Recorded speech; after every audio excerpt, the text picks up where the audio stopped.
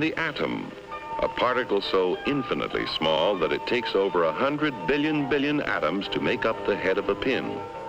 Just as other millions and quadrillions of atoms are the tiny building blocks which make up everything in the world. Ships, and shoes, and sealing wax, and cabbages and kings.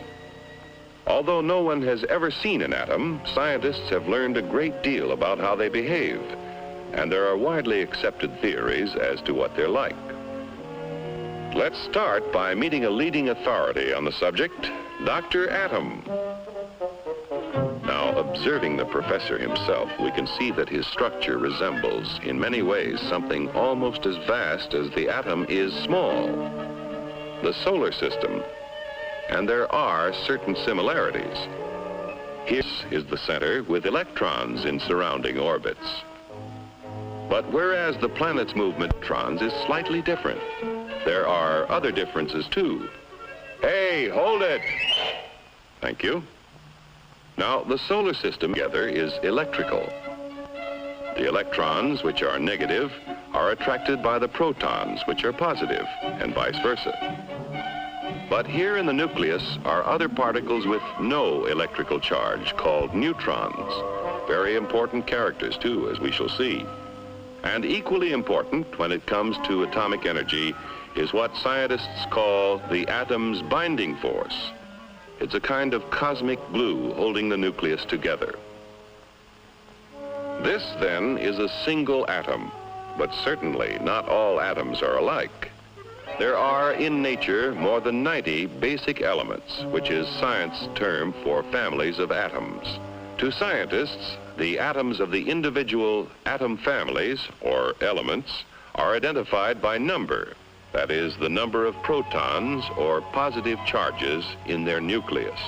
And they vary all the way from hydrogen, which has just 1 proton, to oxygen with 8 protons, to gold, he's rich with 79, finally on to the heaviest of all natural elements, uranium with 92 protons.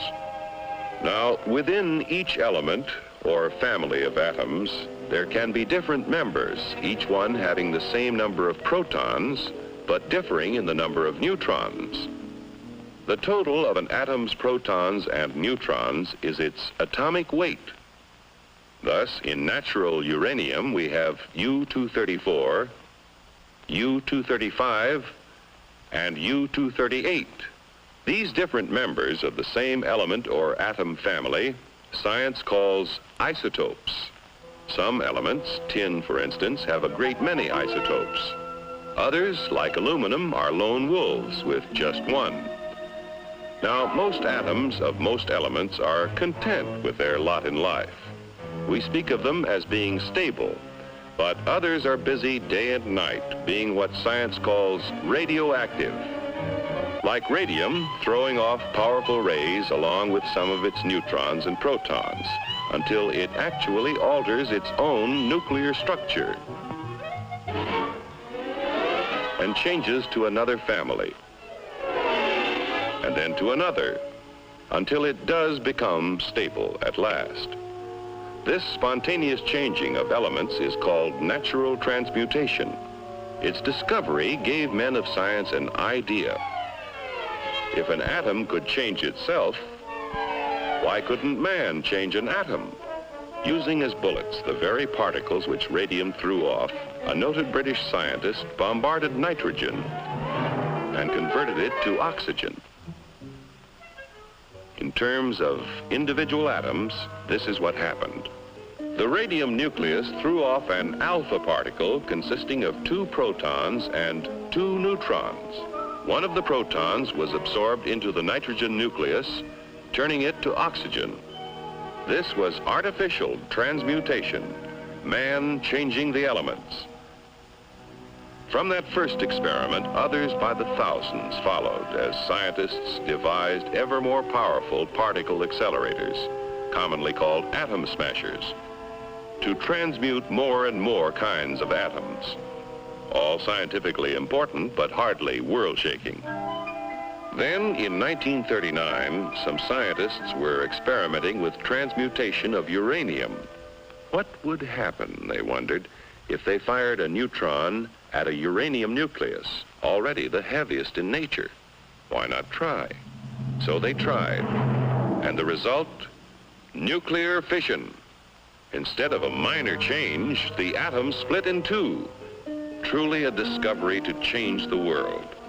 For what had happened when the uranium atom split was a kind of double miracle of science. Half of the miracle concerned that binding force we spoke of before, that kind of cosmic glue which holds the atom's nucleus together. We still don't know all about that binding force yet, but we do know it is equivalent to mass. Therefore, we may speak of it as having a kind of weight of its own. Now, the two atoms into which a uranium atom splits also have binding force. But for some reason, it takes less of that glue to hold them together, and in the process of fission, a tiny fraction is left over. What happens to it? It explodes as energy, proving Einstein's theory that mass and energy are really the same. But we spoke of a double miracle. To understand the second one, let's slow down that fission a million or so times. A single particle starts the reaction, splitting the uranium atom. Here now is the release of energy as heat and blast. Here are powerful rays being given off, similar to X-rays. But here are free neutrons driven out with tremendous speed. And provided there is sufficient U-235 present, what science calls a critical mass, those neutrons bombard other uranium atoms, causing them to split and split still others. The result? A chain reaction. Over 1,000,000 billion atoms exploding within 2 seconds. And the force? It would take Yankee Stadium full of dynamite to equal the energy released in the complete fission of an amount of U-235 the size of a baseball. With this discovery, at the time the free world faced a war for survival, it was little wonder the first thought was a weapon. But how to obtain enough material for even a single bomb? Only a small fraction of natural uranium is the U-235 isotope, which will fission in a chain reaction. And to separate enough U-235 quickly enough seemed all but impossible. But the impossible became reality as industry, labor, science, and the military combined their efforts to build Oak Ridge, where enough U-235 was separated to build the first atomic bomb. At Hanford, Washington, another impossible project proved possible when a huge plant was built for the mass production of the artificial element plutonium. This process involves what may be called the furnace of atomic energy, the reactor pile. Here is a structure or pile of graphite blocks. In the reactor are placed rods of natural uranium containing both U-235 and U-238. As U-235 begins to fission, the graphite slows down the free neutrons, and some of them hit other U-235 atoms, keeping the chain reaction going. But others of those slowed down neutrons hit U-238 atoms, and here's what happens. Remember, we said that U-238 wouldn't support a chain reaction. However, it will capture neutrons from U-235 fission and start a process which converts the U-238, first to neptunium, then to plutonium. And plutonium will fission in chain reaction. Thus, the reactor itself is a source of atomic fuel. Besides producing plutonium, the nuclear reactor makes possible two very important peacetime uses of atomic energy. Remember that the chain reaction process in the reactor creates tremendous heat, which scientists have learned how to control. Thus, a reactor may be substituted in many industrial applications where heat is now provided by coal or petroleum, but such uses in the foreseeable future are limited. For one thing, a reactor pile must be shielded to protect the workers around it from dangerous radiation, and this shielding adds tremendous weight. However, an atomic energy power plant has already proved feasible. The future supplying of electric power to entire cities is far from impossible, while nuclear power in locomotives, submarines, ships, and even very large airplanes may all but revolutionize future transportation on land, sea, and air. But perhaps the most valuable byproduct of the nation's reactor piles is radioactive isotopes. Research has revealed that many elements not naturally radioactive became so when placed in a nuclear reactor. And these isotopes, working as tracers with such measuring devices as a Geiger counter, became invisible detectives, aiding the cause of science in many different fields.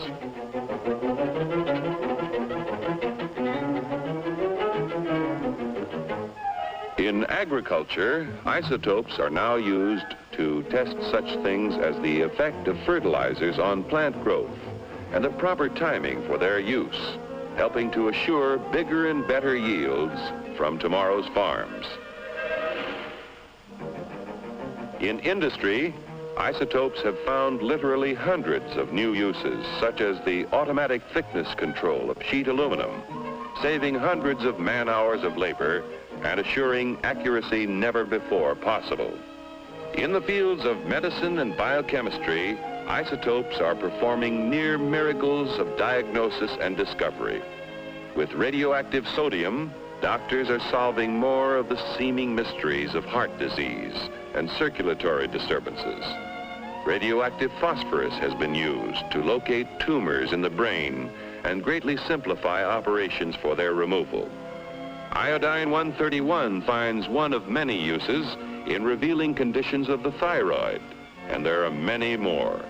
New ways of using isotopes are being discovered constantly through the tireless work of modern pioneers in such fields as chemistry, metallurgy, medicine, and biology.